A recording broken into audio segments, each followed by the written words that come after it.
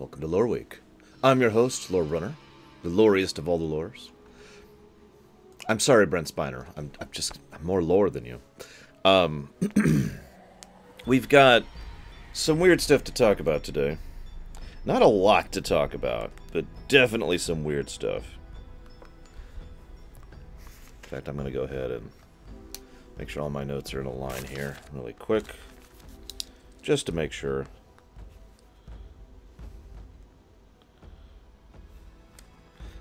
Actually, let's do it this way. I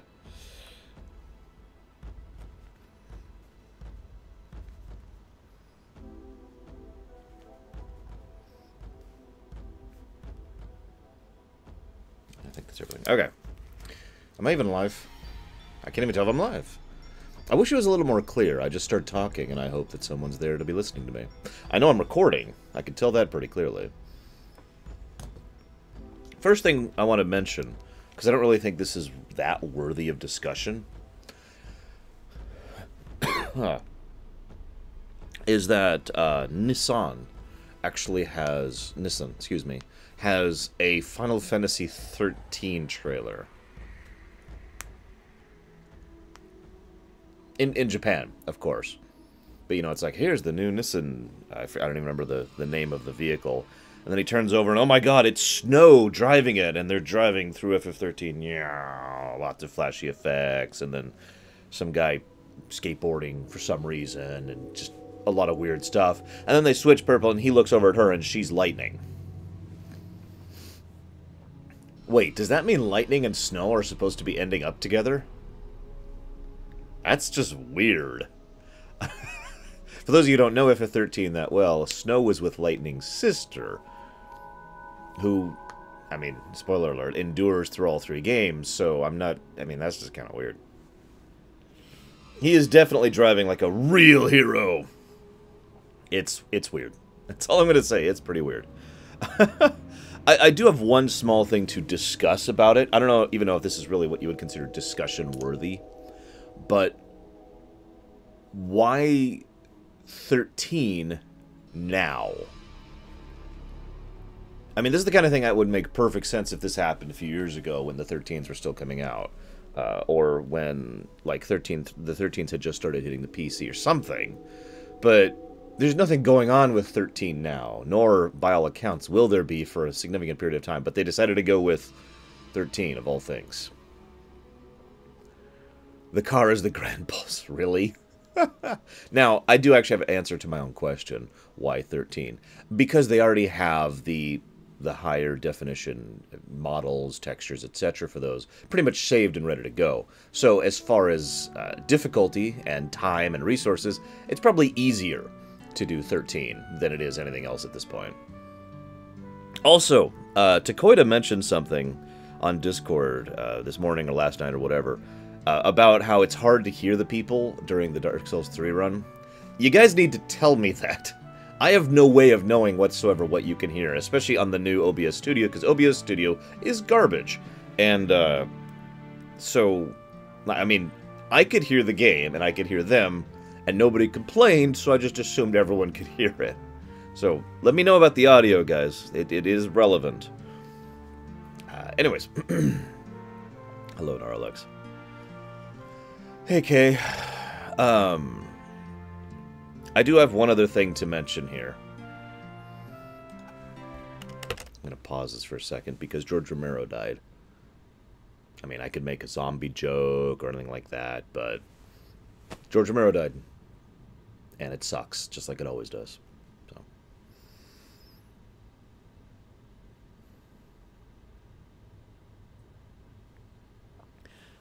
I have actually already commented on this, but this is just going to keep happening. I mean, that happens. You get to a point where a lot of people who were popular in media, whether that media is television or music or theater, you know, or video games, all were born within the same decade or so of each other, and so they all tend to die in the same decade or so of each other. And so, I mean, we've already seen quite a few awesome people pass away in the last few years, and unfortunately we will continue to do so. Because that's just how that works. Moving on. Oh, yes, I'm sorry. Hang on, let me pause the music again. I'm sorry. I'm not actually a Linkin Park fan. So I knew of that news, I just didn't register it. But it is worthy of note that Chester Bennington from Linkin Park also died in the previous week, which is also horrible. I don't have as much to say about that, but it is the same thing. Like I said, music, TV, books, theater, video games. This thing happens and it sucks. And really, there's nothing you can really say about it other than the fact that it sucks. Death sucks. Moving on. Excuse me.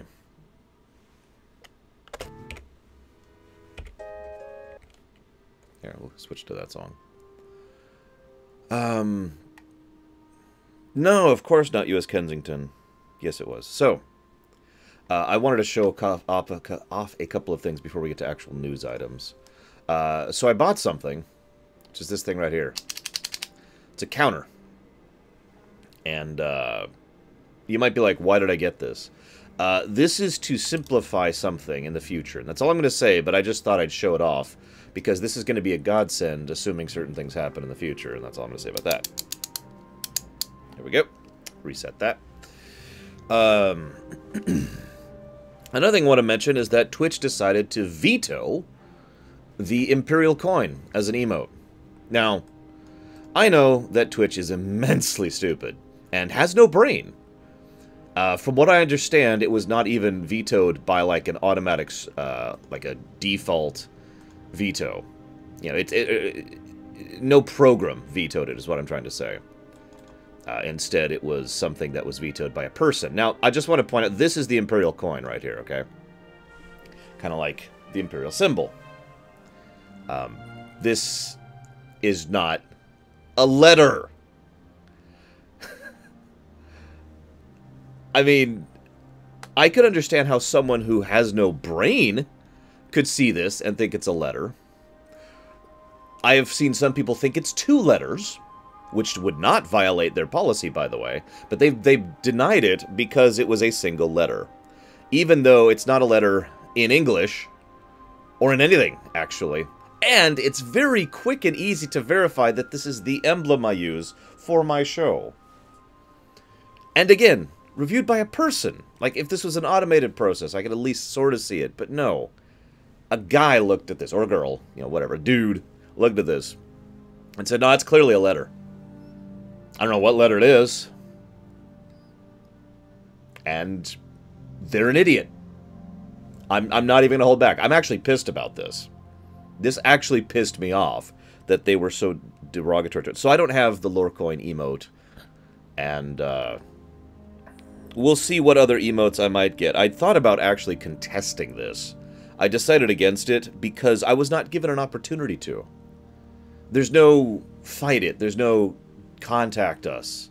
I would have to manually go and be like, look, and try to go through their helpline in order to try and contest this. So, screw you, Twitch. As usual. Moving on. Twitch continues to piss me off. So, let's get to actual news stuff. For those of you not aware, Comic-Con is going on right now, and there has been a barrage of, I hesitate to use the word news. In fact, actually, that's the first topic I want to talk about. I just realized I need to make a separate topic line for this. Let's make a timestamp right there. So, let me just go ahead and say that I'm not against... Why did I change from Archie and Gaia? Well, that's easy. How many people do you know who can either spell, pronounce, or both Archie and Gaia just like that? How much easier is it to both spell and say Lorunner?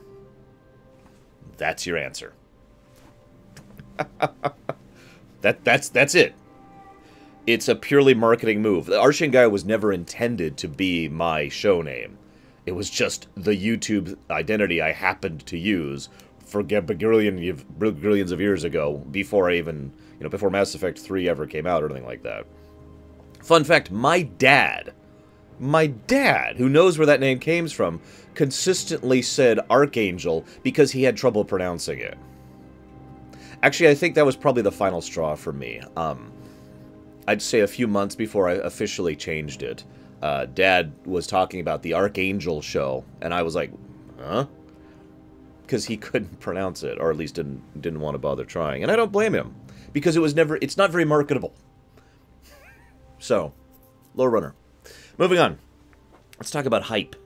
Now, I have defined the difference between hoip and hype many times.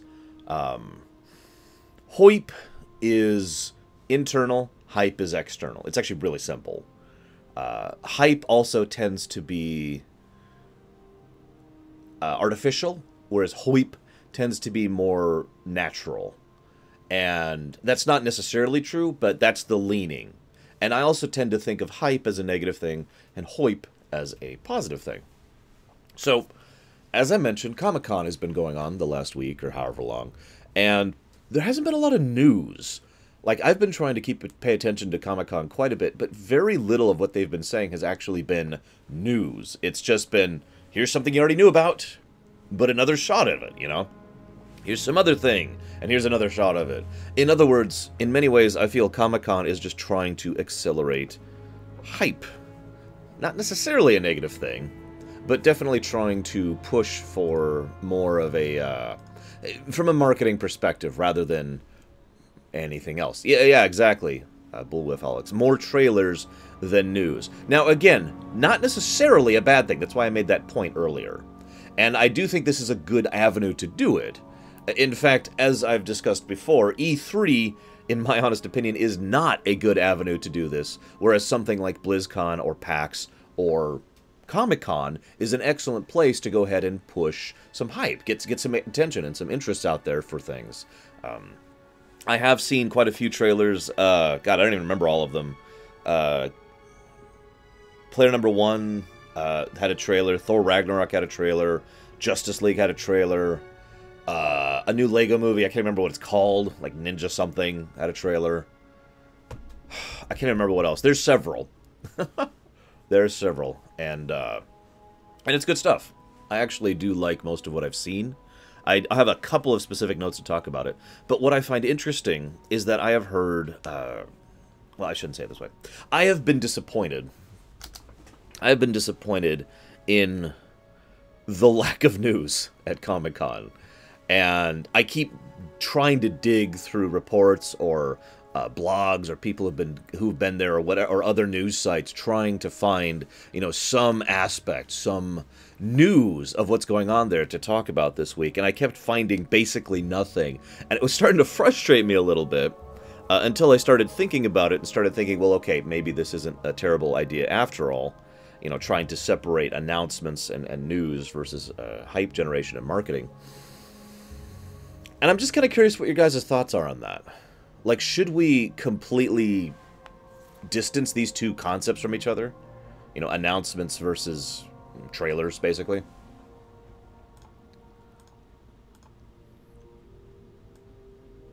And apparently Teen Titans has a thing, if I'm looking at this. Oh, that reminds me.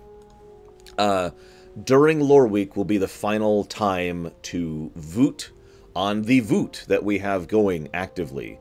Please vote. It will be cut off when Loreweek ends. I don't know. I'm not sure what to make of it. It's...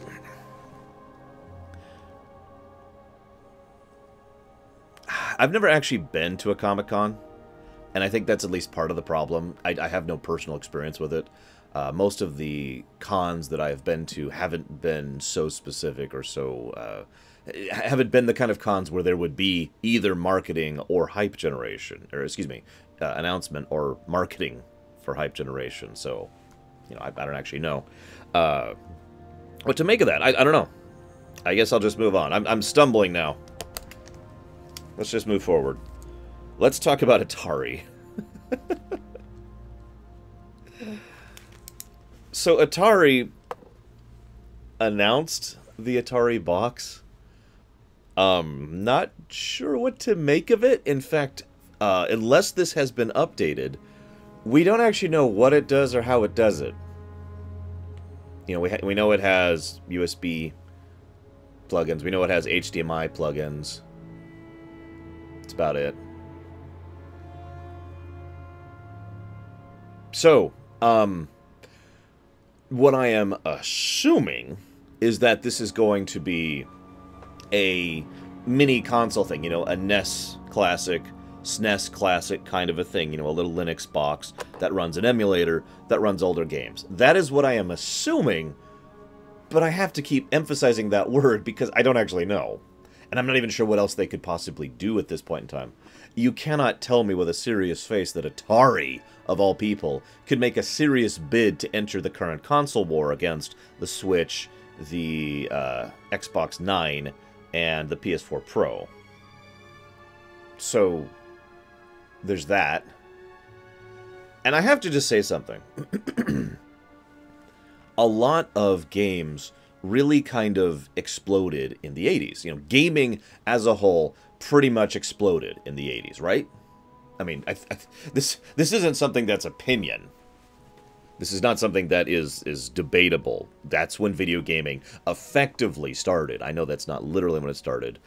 You know, codifier instead of initiator kind of a situation. But so in other words, if you were to make a classic console of just about any of the games that came out in the 80s or even the 90s, okay, you know, like the NES Classic, or you know, the idea of a Genesis Classic, for example, is something that's been tossed around. I've heard people talk about that. You know, something. But the Atari? And I say this weirdly. I have played a decent number of Atari games, but I have to say that with kind of a in my tone, because I barely remember them. I never liked Atari, even when I was a kid. Even when it was the only thing, because I didn't have a NES yet. And I mean, maybe there really is a market for that kind of nostalgia, or that kind of resurgence, reselling of Atari games. But I say this with such a question mark in my tone because I'm not aware of it. I don't know anyone personally who's really like, man, I wish I could go play insert Atari game here. Also, I hate to point this out, but you can go play insert Atari game here online in a web browser for free, like legally. No, you know, oh no, the hesitation about the possible legal issues of emulation. No, you can just go play E.T. right now on the browser. That's actually how I did it for my worst games of all time thing, just to name one example of that.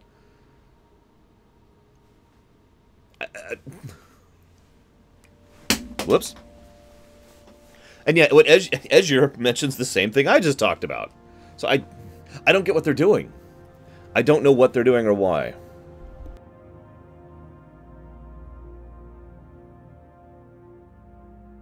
There we go. Sorry. Adjusting my mic boom. I mean, this is Atari we're talking about here, and they haven't made good business decisions. Have they ever made good business decisions? I mean, really. Ignoring the Atari issue of the early 80s, late 70s, which wasn't fully Atari's fault.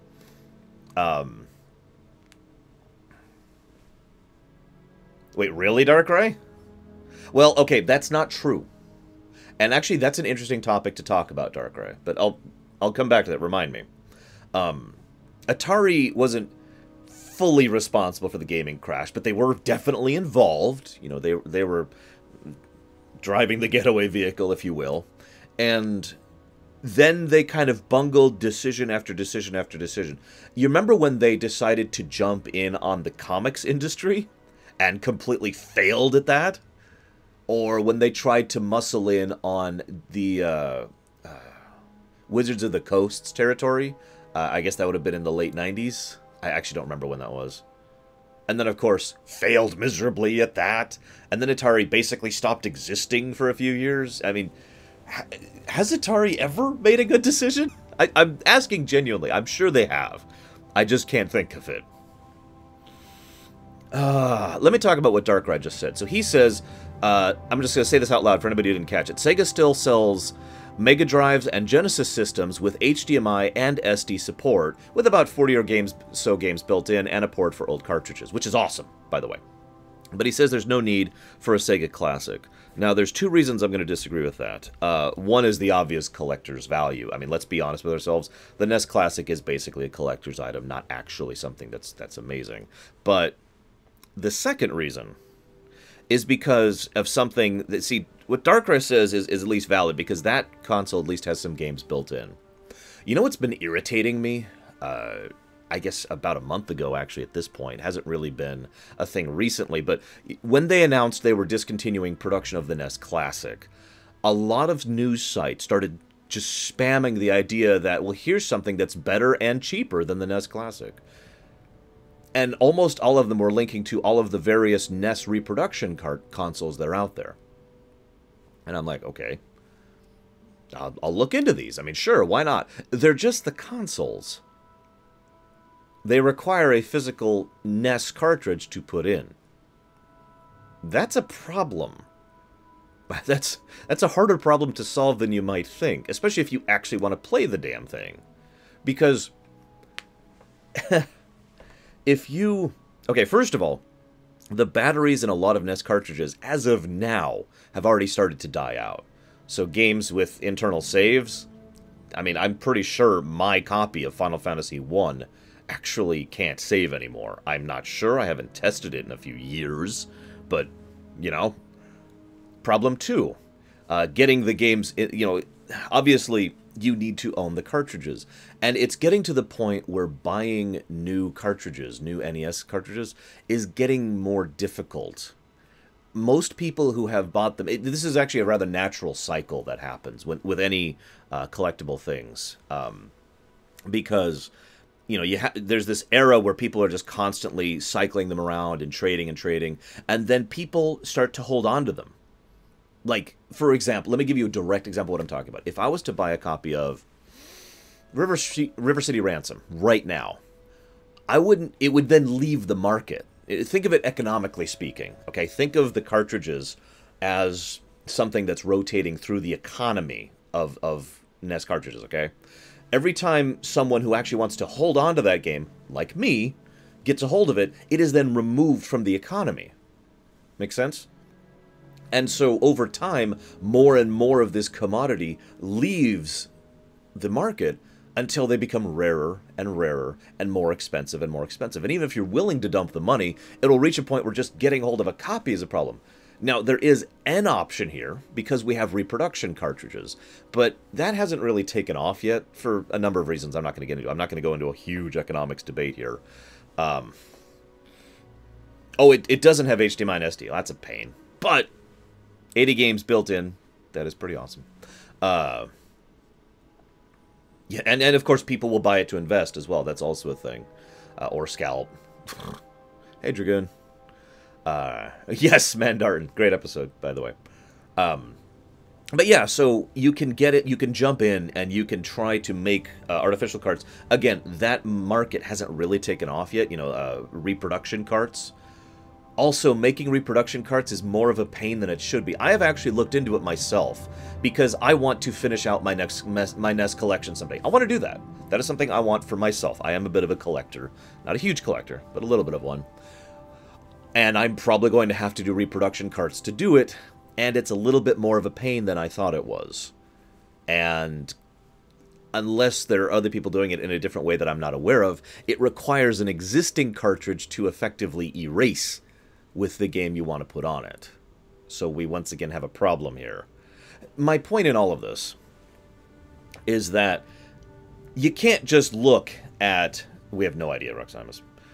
You can't just look at a NES console, you know, reproduction, of which there are many. Hyperkin comes to mind immediately, and say, oh, it's better than the NES Classic, because you still need the games. You need to procure the games. The games need to work. You know. I digress. I just wanted to talk about that briefly. Next point. Let us talk about Telltale. Who wants to talk about Telltale? Who likes Telltale games? You know, I'll raise my hand on that one. I like Telltale games. They're cool. Telltale has announced that... I love Telltale games. Telltale has announced that they're producing a couple of new games, not Borderlands 2, sadness. But Walking Dead Season 4 has been announced, which is actually kind of surprising by itself. Season 3 just ended a month ago, I think? I'm pretty sure it ended in June, but I'm not 100%. But either way, Season 3 ended pretty recently. And Season 4 has been announced and will be the final Walking Dead season. And that makes sense to me. Season 1, I don't have much to say about that, obvious. Season 2 was about the stories revolving around Clementine. Season 3, I'm not going to spoil for anybody who hasn't played through it yet, because I know that's relatively recent, but Season 3 was Clementine basically seeing a lot of what was absent for her in her life, for good and for bad, in the previous eras of her life. And then Season 4 is going to be that conclusion, and I'm actually not entirely sure what they're going to do with that. But I do think it feels like a logical conclusion point, based on what we saw in Season 3. And again, I'm not going to spoil, but I do think that we should go ahead and close that chapter. I'm not sure it is worthy of note, because I've watched their announcement video. It's not 100% clear if this is the end of Walking Dead Telltale, or if this is the end of Clementine's story, because we know she's going to be involved in Season 4. I also agree that this shouldn't continue indefinitely. I mean, there's a lot of little stories you can tell in the Walking Dead setting, but at a certain point, you're going to stop running out of completely different ideas, and some of the stories you're trying to tell are going to start blurring a little bit. So, actually, I did too, Cool Walker, when I shouldn't say it that way, that's actually incorrect. If I didn't know Season 3 was out when I was playing through 2, 2 felt like a logical conclusion point. It really did, especially my ending, but all the endings regardless felt like a logical conclusion point. And it felt like they kind of had to make things happen in Season 3, and actually that's probably one of my biggest complaints about Season 3, honestly. No spoilers, again. So that's happening. Woo. I will be playing it. Just a thing, because I've been asked about this several times. For these recurring things, for recurring seasons, I will not be playing through them until the season is concluded. That's pretty much the format I use. If it's a brand new IP that Telltale's touching, we'll go ahead and do an exploration of Episode 1. But if it's a recurring IP that they've already done, then we're going to do a premiere run once all 5 or 6 or 8 or 12 episodes are out. It's the same reason why we're not going to be playing through Minecraft Season 2 until it's all the way out. I've actually already bought Minecraft Season 2. And I think I already bought Walking Dead as well. I don't remember. I bought a bunch of games last week, or rather pre-ordered a bunch of games last week. But we will be playing through Walking Dead Season 4 when it is all out. Same with Batman, which is the next one on the list. When Batman Season 2 comes out, we will not be touching that until the whole thing is out. We do know that they're going to be moving forward and trying to do a couple of different things. We know that John Doe is going to be more involved. I'm really hesitant on that one. I think they did a good job with John Doe, but I think they could also screw it up very easily, so I'm really hoping they go in a good direction with that. And I'm also hoping that the Riddler is who they teased properly, that we're going to be showing the Riddler in some aspect in Season 2. Nothing else to say about that, really. I am actually excited about Batman Telltale Season 2. Even though I, of course, had issues with Season 1, I'm still excited for it. And the other one, which, again, we'll be playing when it's all out, is... what is it? It's like some kind of dog in Wii or something like that. I don't know. It's some story nobody's actually interested in. Nobody actually cares about, I'm sure. I mean, nobody wants to see another Wolf Among Us, right? Fun fact.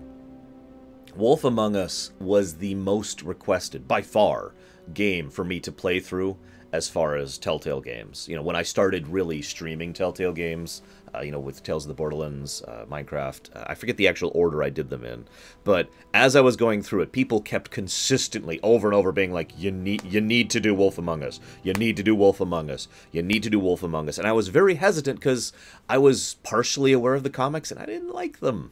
I was not a fan. So I was like, okay, maybe, I mean, think about it, and then finally I was like, okay, fine. And we finally did it this year, actually. It was amazing. You guys were right. I did like Wolf Among Us Season 1. I am excited for Wolf Among Us Season 2. I am very, very curious when it will be set. Because, for those of you not actually aware, we have Wolf Among Us and then, like, the comics, which ended.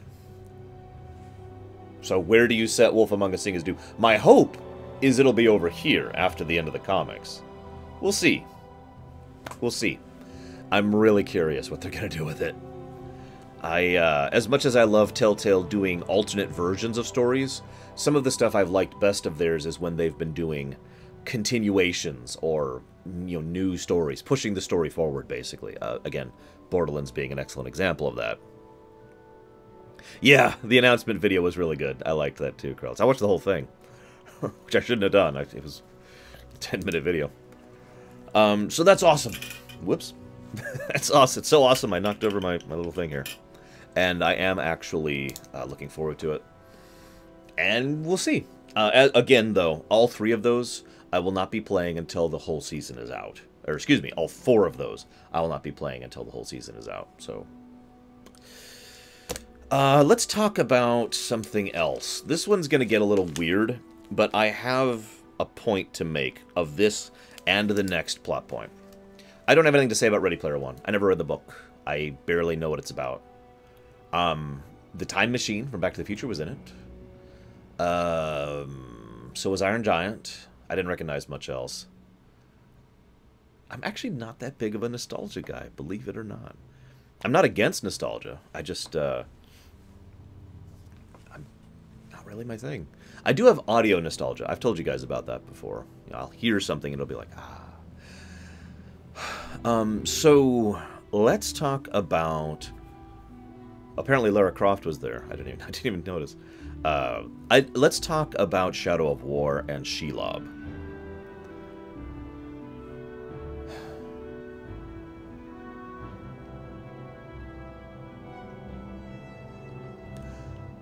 You know what? I've reached a point in my life where I'm not really afraid of being honest anymore. Like, I don't feel like I need to filter my opinion on camera.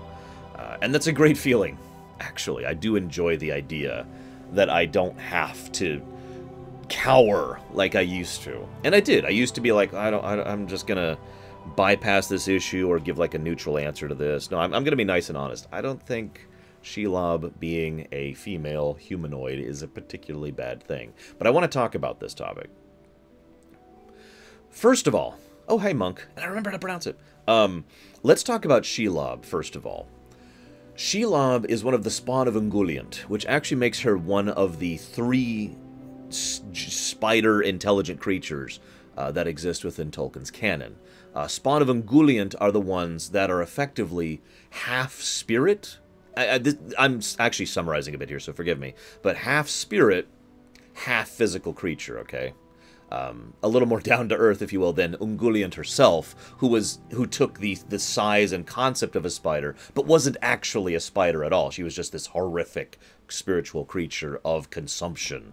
You know, the primal concept of entropy is how several people I've seen, and myself, actually, interpret her as. But Shelob is actually a physical being, which also happens to be half spiritual, okay? That's important, because it helps to explain why she might be able to, for example, shapeshift. It also means that she, along with other spawn of Ungoliant, have the ability to reason and communicate and all of the fun stuff like that. They are fully sapient and sentient, whereas a lot of the other 2 spider groups, which I don't even remember, are not fully sentient and sapient. They are more intelligent, kind of like wolves are in Tolkien's verse, but base level intelligence as opposed to fully reasoning entities, right? That would be interesting, SJ, actually. Yes, I actually was hoping this morning, I didn't have a lot of time, but I was hoping to find an exact quote which described Shelob as, I forget the exact quote, but it's something like a dark spirit of endless hunger that takes the shape of a spider, something like that. I forget the exact quote, forgive me, and I don't actually own copies of the books to look up, so I couldn't find it in time. My reason for bringing all this up is I don't think it's actually out of canon. It's out of consideration that that Shelob could morph into a feminine form in order to present herself. She is female, first of all, so of course she'd appear as a female humanoid, and so the idea that she would do this to interact with them doesn't bother me. We do also know, even just in the base books, even if we're ignoring the movies or anything else like that, we know Sauron and Shelob actually had dealings with each other. Shelob was actually there before Sauron was, and when he moved in, basically, they kind of had a little bit of a pact going on, and he would tolerate her and give her food, and she would take this area, and just, there was this whole little interplay between the two. Excuse me. I agree, Corellis. I absolutely agree. In fact, the thing... So this brings me to my second point, and this is the part where I'm probably stepping my foot in it. But again, I'm not afraid of being honest anymore. I don't think she's sexy. And I mention this because all of the news posts I've seen... Like, if you pull it up... Here, I'll do it right now. If I just Google Shelob right now... I guarantee you at least half, probably more, of the news posts will say, sexy Shelob. Yeah, Shelob is now sexy. Shelob in spider and sexy form. Shelob as you've never seen her. Much different form than usual. Sexy Shelob. That one was neutral. That one was neutral. That one was neutral. Sexy Shelob, friend or foe. I know I'm a little bit pickier than some guys, but I don't think, even if I was to ignore personal opinion, I don't think she's being portrayed as sexy.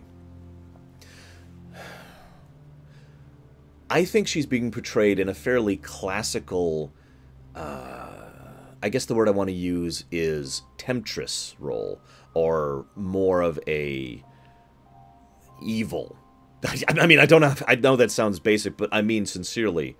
The idea of Shelob being presented as this woman, and the way she appears, the way she talks, comes across more as, yeah, kind of a darker Galadriel. I mean, she's wise, she has these visions, but she is obviously, no, not a succubus.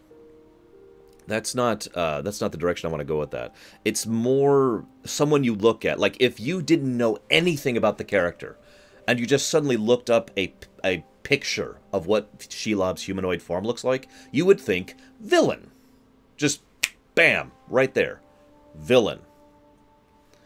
First thought. Because she's got the pale skin, the unusual eye color, the sharp features. Actually, someone mentioned she looks kind of like a vampire, and I agree. Her overall appearance does lend itself towards the archetype of a typical vampire. Black clothes. Not particularly revealing, I feel like pointing out. Now, I bring this up. I've got an overall point I'm building up to, I swear. It doesn't bother me, personally, but I can see why some people are bothered. I do see why some people are bothered by this presentation of Shelob, because this is effectively adding on to the existing canon. While this still fits, I would genuinely argue that this still fits the existing canon, because Shelob is not a spider, as I just discussed. I could see why people would be upset because it is adding to existing canon. In other words, this is basically the Star Wars EU situation. Think about it. How much stuff did the EU add on to Star Wars? At this point in time, I personally have a hard time distinguishing what the EU tacked on to the original trilogy. Because a lot of those concepts that I personally consider integral to Star Wars didn't exist in the original trilogy. The EU invented those. So this is them adding to canon. Now, whether that's good or bad is heavily debatable. Whether that's actually a positive or a negative thing or whatever, that's a very good question. But that brings me to our next point, and I'm going to go ahead and make a second timestamp about this. And I do kind of want to discuss Shelob a little bit more, but I guess we could probably wait on that. I don't need to discuss that today. Star Trek Discovery. So Star Trek Discovery, for those of you not aware, is the new Star Trek show that's coming out in 2 months now, I think. Thereabouts. It's coming out in September. And Star Trek Discovery had a trailer at Comic-Con. I personally think it looks terrible, but that's just opinion. It's not even relevant to my point. I just feel like saying that because I do think it looks terrible. I'm overstating that. It doesn't look terrible. it looks disinteresting. Anyways, so they're like, all right, here we go. Here's Discovery, Klingon War, you know, blah, blah, blah. Introduction of stuff. The Klingons look like, well, the Klingons look different in Star Trek Discovery. Now, one of the biggest defenses that has been posited about the change to the Klingons in Star Trek Discovery is fans are always, I'm paraphrasing, forgive me, but fans are always going to complain about things being different, which is valid. And this isn't the first time the Klingons have changed their appearance, which is valid. Both of those points are valid points that don't address the problem. This is actually effectively a new timeline, Venters. This is... The problem is this is a classic form of arguing by distracting. You're trying to push the argument over to this unrelated topic. It's not the fact that they're different. I'm sure there are some Star Trek fans out there who are upset because they look different. I have no doubt about that. Really, I don't. Just like I have no doubt that there are Lord of the Rings fans who are upset that Shelob is doing this just because it's different, and for no other reason. There are people who call themselves purists, and those people, well, I don't agree with them, but I can at least see the point that they just want things to not change from the original works. Okay? So that is a valid perspective. But here's the thing. Anyone here seen the original series? I mean, obviously I have. I saw the original series, not when it was coming out, obviously. I'm not that old. But I remember when I was very, very young, and we had a crappy TV with a... I don't even... It's like this big of a you know, a visual range, resolution, you know, very tiny. And we were... Mom and I used to watch reruns of the original series. And I remember several of those very distinctly. And then... I don't actually remember. I guess it was Star Trek 3 came out. I don't remember the exact timeline, but Star Trek 3 came out, and Star Trek 4 came out, and The Next Generation came out. And that was pretty much my first personal exposure to the new look for the Klingons. And my first gut reaction, even as a young kid, less than 10 years old, was, oh, those look so much better! Now, part of that probably came from Mum. She had the same opinion. But my point is, if you're going to change something, if you're going to go back and radically alter something's appearance or presentation or whatever, you need to do it either for good purpose or you need to make it better. Now, I don't actually know anyone personally who looks at the original series Klingons, basically people with, like, oil smeared over their skin, and, you know, every other presentation of Klingons, and says that the original series looked better. And that's kind of my point.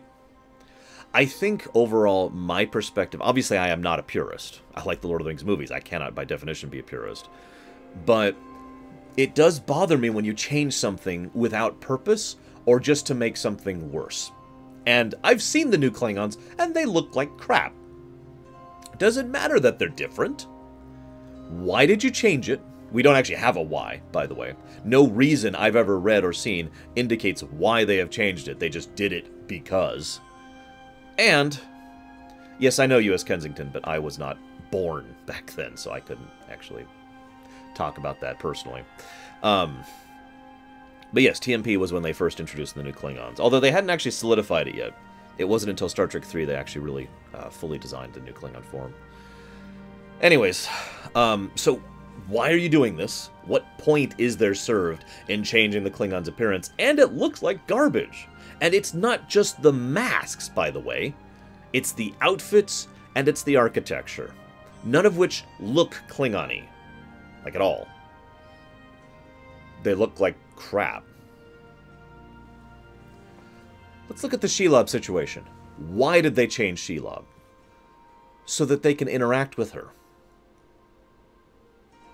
I mean, I can tell you definitively right now that there is a specific reason for making Shelob be able to take humanoid form, and that is the fact that she needs to act as an NPC, a story character, with regards to interacting with Talion and Celebrimbor. I actually have theories already about why she's interacting with them, and what she wants to do with them, and what they want to do with her.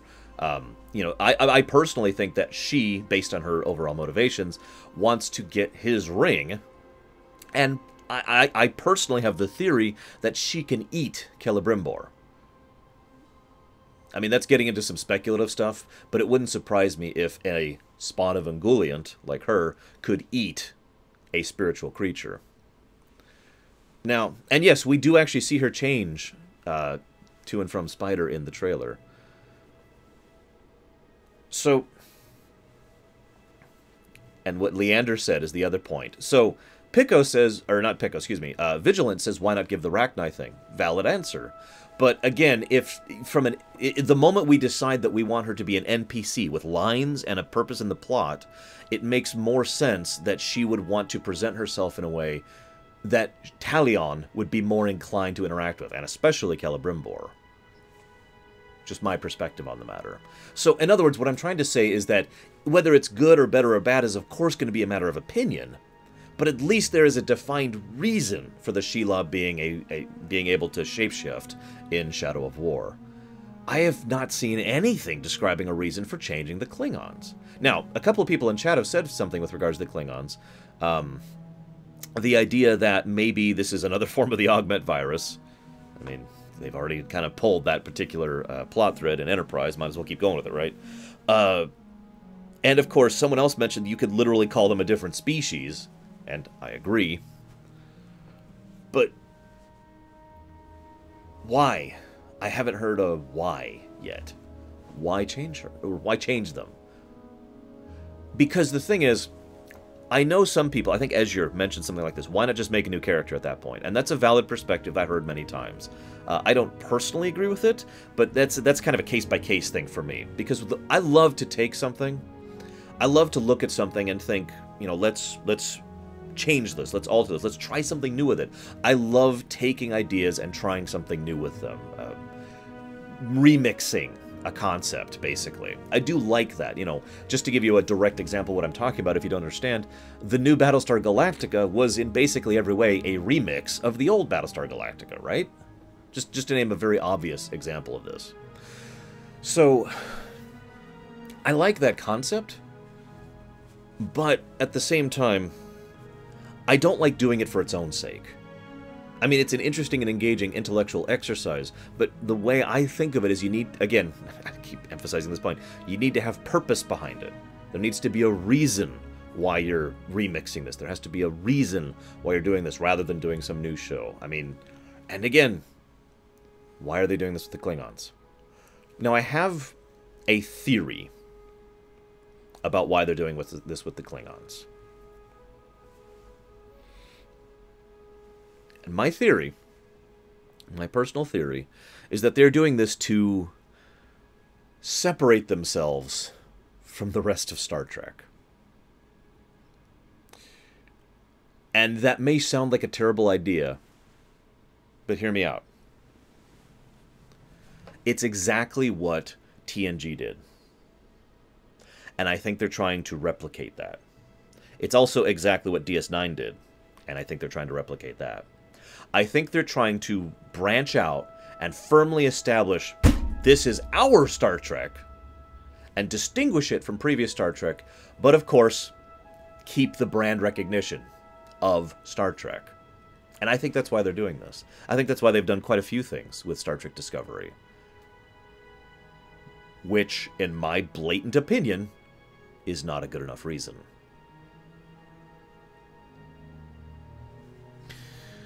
We'll see. Maybe. I mean, I won't. I'd have to pay money to watch that show. Because I live in the States. Those of you not in the States could watch the show on Netflix.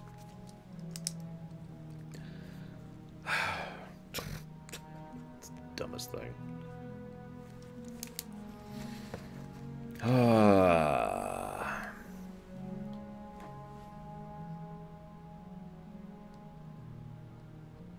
No, I tend to agree, Kay. Yeah, for those of you not aware, this is not a joke. You have to buy CBS's special monthly fee thing to be able to watch Star Trek Discovery here in the States. And everywhere else in the world, you can just watch it on Netflix. Yeah, CBS Direct, I think is what it's called. Whatever. Let's talk about the only other thing I want to discuss. I actually tend to agree, Darkrai. They keep mentioning it. I hate to keep talking about this. They keep mentioning that this is set in the prime timeline. It's before Kirk's time. This is definitely prime timeline. And yet everything I've seen about it seems to indicate that they basically just want to do their own third timeline of Star Trek, which, I mean, whatever, I guess. Again, I'm not against the idea if you have a reason behind it and if you do something good with it. I don't think Discovery has either. And the funny thing is, I bet people are going to accuse me of being too negative about Star Trek Discovery. And all I got to say to that is, I don't actually feel particularly hateful or biased against or anything like that. I just look at Star Trek Discovery at this point and I think, eh. I mean, it's there. Let's talk about Justice League. Last thing I want to talk about. I don't actually have a lot to discuss about this, except for one line that caught my attention. And something else that, to my knowledge, is still rumor status. So for those of you not aware, they released a new Justice League trailer. It's alright. It was okay. I actually have more to talk about trailers later. I just realized I was supposed to write that down, and I didn't, so I'm just going to jot a note down really quick. Justice League trailer. Woo. I don't even remember the name of the bad guy.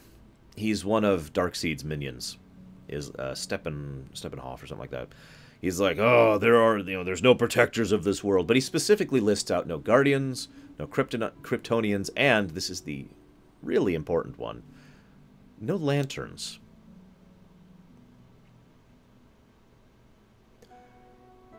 That line caught my attention quite a bit. It's the first time, Uncle apparently, it's the first time they actually mentioned the very existence of the Lantern Corps or the Green Lanterns or anything like that within the new DC movie continuity that they've been doing. And it gets across the idea that they've been kind of going and crushing everything that is not currently protected by either the Guardians or perhaps other Kryptonians, because they know about Kryptonians, plural, and of course the Lanterns. I don't know if this is going to be a lead-in to anything. I do know, I could see the mentality that the reveal at the end was supposed to be a lantern. I don't think that's actually true. I don't think that's where they're going with it. Which brings me to the rumor part of things. But before I get into that real quick, I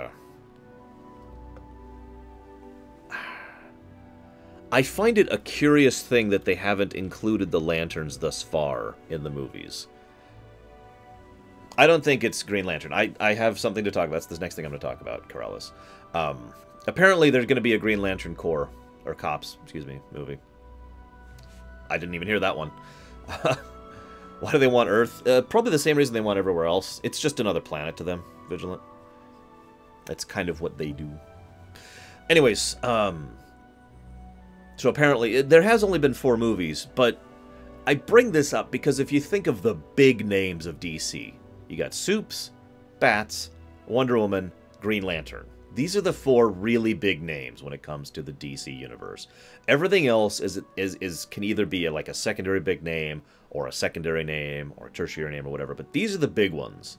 And their exclusion of Green Lantern has been something that kind of makes me go... Now, I don't know why they've done it yet. And I don't know if they're going to do something good with it in the future. I do actually have a theory about it. And I think they're trying to distance themselves from the Lanterns until they see how well the movies... Did I say... I said Supes. Didn't I?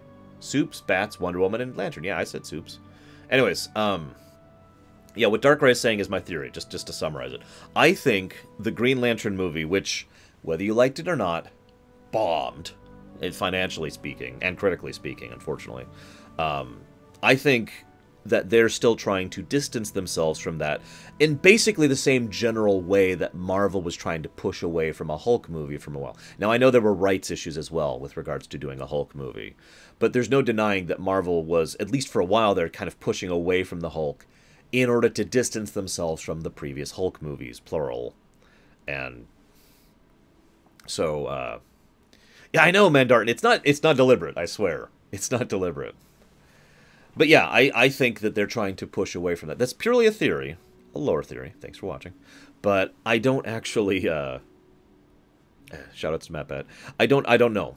I don't know what their specific strategy is. And again, it's entirely possible that they're just doing this as a deliberate plan. I doubt it, because nothing as far as DC's cinematic universe, at least up till now, has been part of a deliberate plan. I mean, you remember how Marvel did it, right? Marvel threw out their 2 movies as an experiment. They exploded in popularity. Iron Man sold like crazy. And then it's like, oh my god! And then we saw them sit down and like, okay, hang on, let's come up with an overall arc that led to Avengers, and then a second arc was planned. You know, they had plans from that point onwards. DC has basically been repeating the same cycle. Okay, let's throw out a DC movie. Okay, it did okay. Not as well, but still okay. So let's throw out a second DC movie. Okay, that did pretty well. Quick, let's run towards the Justice League movie. Wonder Woman did amazing, and I feel like with the... How do I put this? I feel like for months now, if not years, they've been planning... Probably year, actually, 1 year. They've been planning an overall DC arc, but I don't think they had the backing to really push for that until Wonder Woman, which absolutely succeeded from a financial and a critical perspective. You know, whether you liked Man of Steel or not, whether you liked Batman vs. Superman or not, that's up to you. Neither film was particularly successful. Wonder Woman was the one that blew everyone away. Again, financially being the big one, but also critically.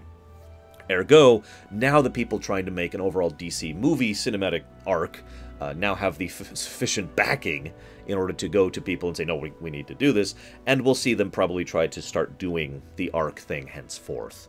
We'll see where that goes. But again, that kind of helps to emphasize why Lantern hasn't been in this yet, because Lantern logically should probably be in this if they had planned this out from the beginning, but they didn't. Sense make? Yeah, exactly, Luxia.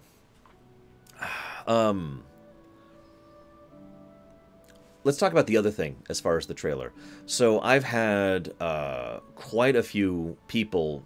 I've already seen lots of debates and comments and whatnot when it comes to what's going on with the end of the trailer. Because someone shows up to Alfred and is like, hey, and Alfred's like, hey. The most common theory, of course, is that it's Soup. Someone in chat, I mean, several people in chat have already said that. I don't know if this is true, but everything I've heard is that it's Blue Beetle. I'm not sure what I think about that. I'm really not. I will admit Blue Beetle doesn't get a lot of, shall we say, screen time. In fact, I wouldn't be surprised if there's people in chat right now who don't know who Blue Beetle is. Oh yes, by the way, Gordon in the trailer who wants pictures of Spider-Man! Sorry.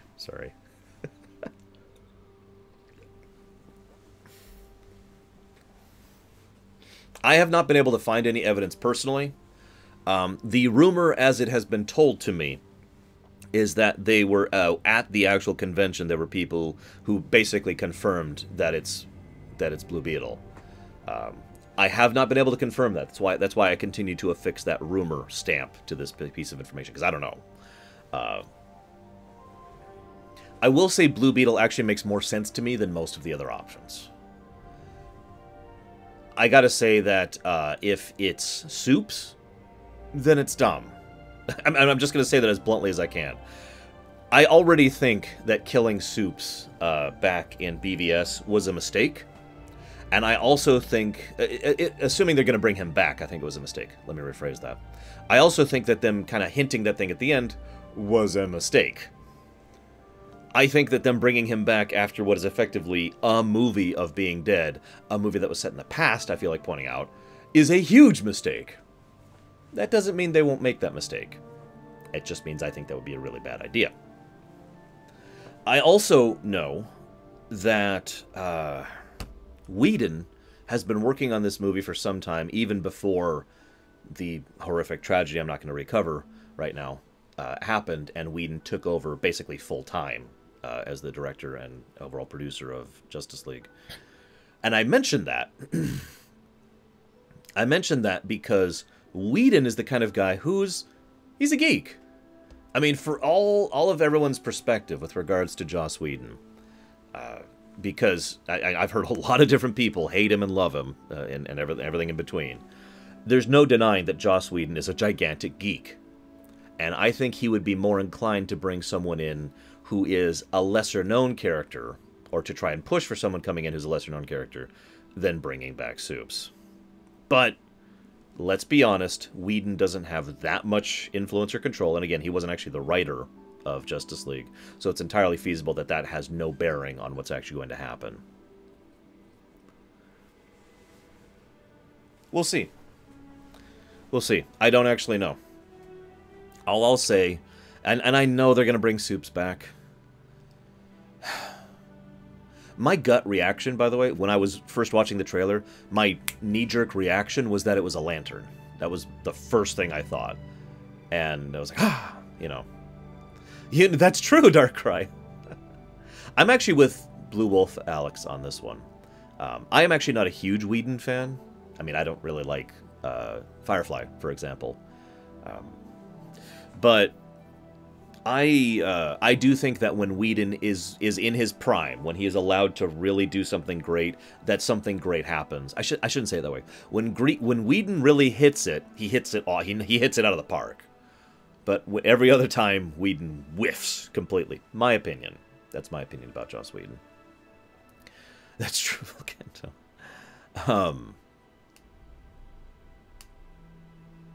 I guess that's actually all I have to share about that. I don't know. We'll see.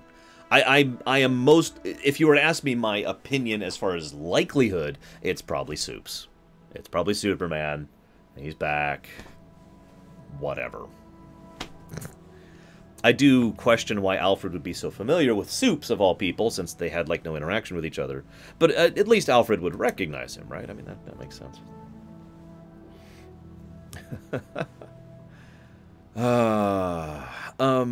Let's talk about one last topic that I was reminded of just a minute ago. Trailers.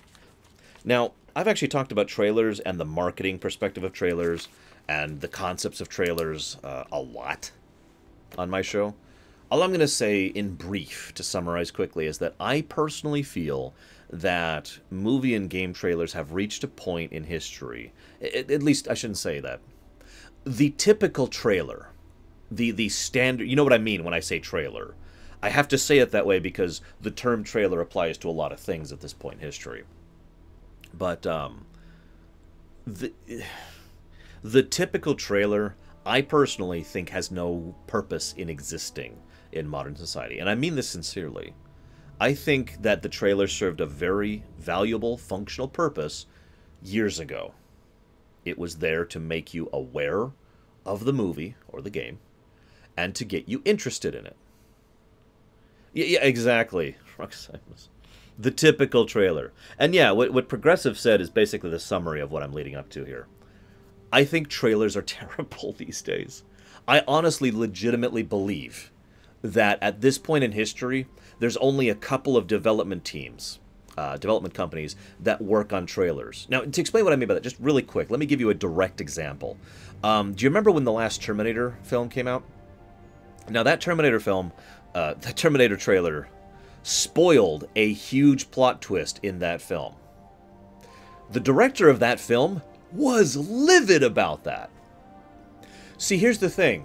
The company who owns, you know, the film, who's funding the film, they don't make the trailer. The company that made... I'm looking at you weird, Kay. The company that made the film, you know, the actual development team, they don't make the trailer. They farm it out. They give some footage, and they go put it over here, and this completely unrelated company, they're the ones who actually make the trailers, right? And so I firmly believe that, especially when it comes to films, we have... I don't know if everyone's just doing the same thing, or if we only have, like, one or two companies who do this anymore, because every frickin' trailer looks the same. I'm exaggerating. I'm exaggerating. 90% of all the film trailers that come out look the same. They're the same goddamn thing. Lots of edits, dialogue that's used out of position. Like, the more you start to analyze these trailers, the more you start to notice that, like, someone will say something over a particular scene, and it's clear that it's lying, basically. That what they're saying is from scene at 5 minutes into the film, and the scene that's being shown is from 20 minutes into the film, and they're two completely unrelated things, but they put them together to give you an impression, which is a lie.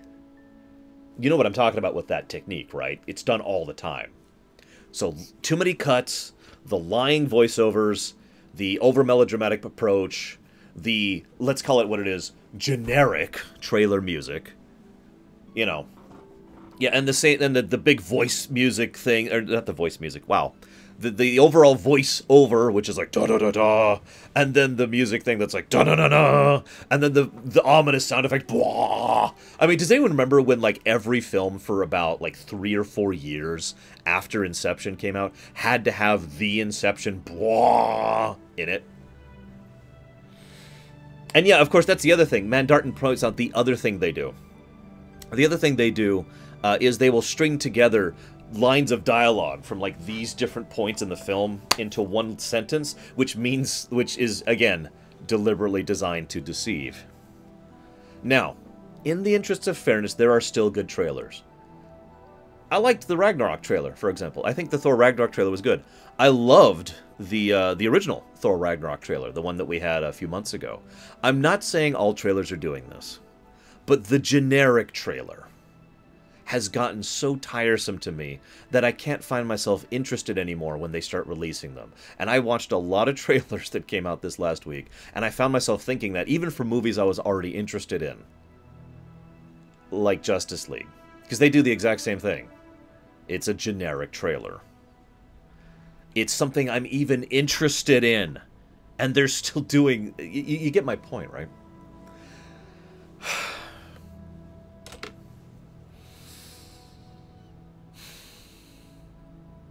So, I mean, I do think the trailer industry needs to have a giant kick in the ass or to stop existing. One of the two. And again, that's why I had to correct myself earlier. Not every trailer does this. Not every film trailer does this. There are still good film trailers out there. And yeah, the Star Wars Episode 8 trailer is another good example of a nice... succinct trailer that doesn't actually show that much, really. And, in fact, the Force Awakens trailer actively didn't spoil things, you know? In a world that does this thing. I'll stop.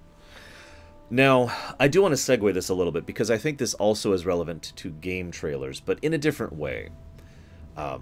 Basically, I think it's the same concept of a problem, but a different execution of the problem. Because I think that game trailers have also... Not game trailers, the company, or the channel. Video game trailers have been blah for a long time now. And again, I think it's because they're still approaching it like this is 2005, when it is not. Don't tell me I'm using current year argument. All I'm trying to say is that video games have moved forward in the last 12 years. You don't need to do the same things you used to do. Now, again, there are quite a few really good game trailers we've had. We actually had a few, even at E3. You remember? There were a few game trailers that were actually awesome, that showed off real gameplay, or were very well scripted to showcase different aspects of it. I don't remember the name of the game right now, but there was one of the 3 pirate games they showed at E3 this year. Was purely scripted, but it was done very well. It was humorous. It was well presented. And it also showcased several different aspects of gameplay. Even though it wasn't live gameplay, it still showcased gameplay. Good trailer. I'm with it. You know? Yeah, it was... Oh, God, I can't think of the name of the game, Anthony. It's really bothering me now, because I'm interested in it. I want to know more. I actually am curious about the game. But yeah, you can do that. You can do a game trailer, and really showcase stuff. But then other game trailers have the exact same damn problem.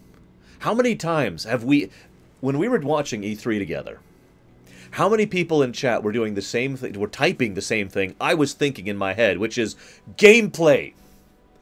Show me some goddamn gameplay. Now, as I think I just made the point, you don't have to do that. But I feel too many game trailers, which, again, usually the people making the game trailers are outsourced, basically. As opposed to in-house trailer production, it's out-of-house trailer production. So I feel like these other companies over here, which are throwing these things together, have no idea what they're doing, or are treating this like it's 10 years ago. Like, you have to just throw together this thing of CGI or cutscene or misleading presentation or incredibly scripted gameplay or just doesn't actually show anything at all. I mean, there was a Forza trailer. Now, I'm not actually interested in Forza, but even if I was interested in Forza, that trailer made me aggressively disinterested in it because of the way they did it. Yeah, driving, CGI and all this stuff. Yeah. Just...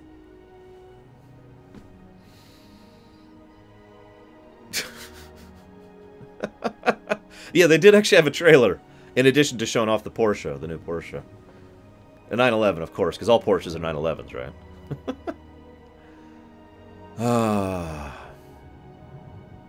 Aggressively disinterested. It's negative interest as opposed to neutral interest, Mandartin, if that makes sense. Think of it as a, whoops, as a line here. Positive interest, negative interest, so I'm over here. I don't know. I shrug. Kingdom Hearts,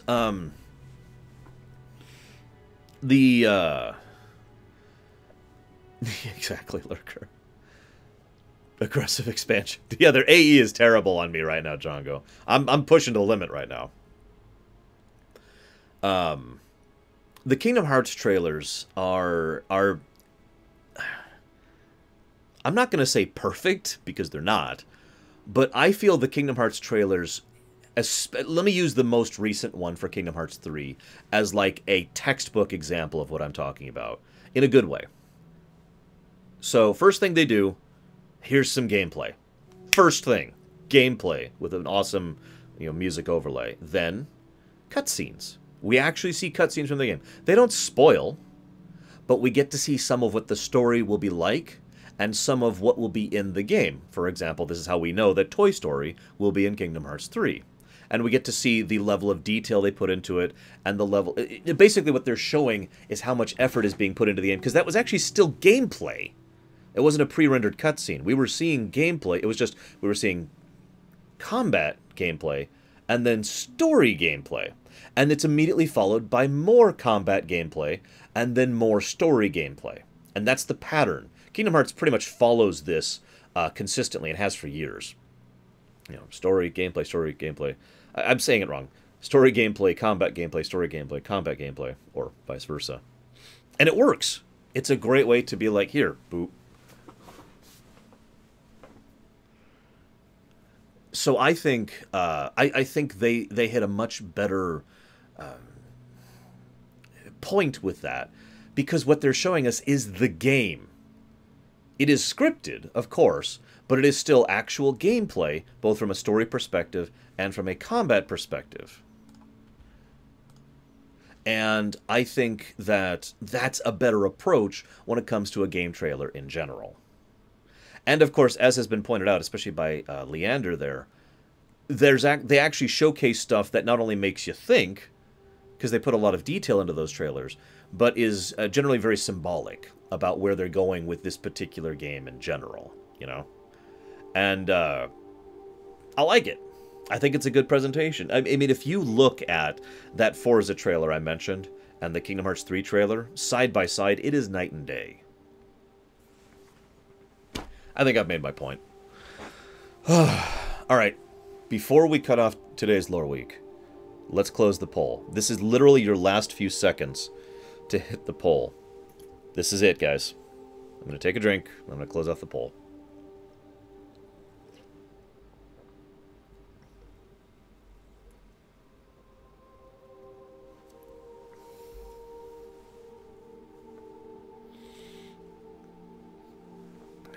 That's probably not my personal most irritation point for me, Progressive.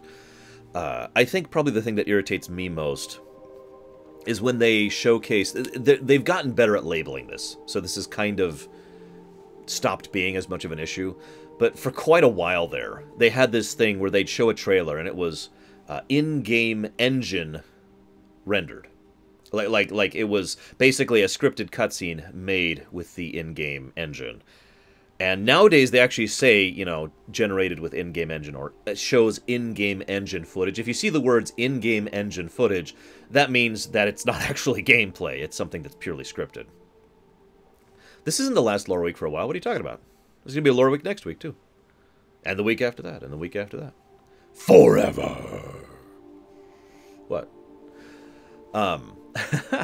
So, yeah, no, that's awesome. And, the Loreweek thing is awesome. But the trailer thing, at least they're getting a little bit more honest about that. But that drives me crazy. I also really don't like it when the trailer is purely CGI and no gameplay at all. And again, we've seen this quite a few times, even recently. Wait, what? Did I mistype my Twitter thing? Hang on.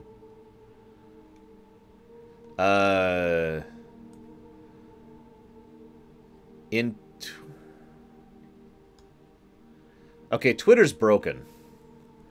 Because I can see my own tweet and it says Multiplayer Sunday, last one for a while, which just shows how out of date that is.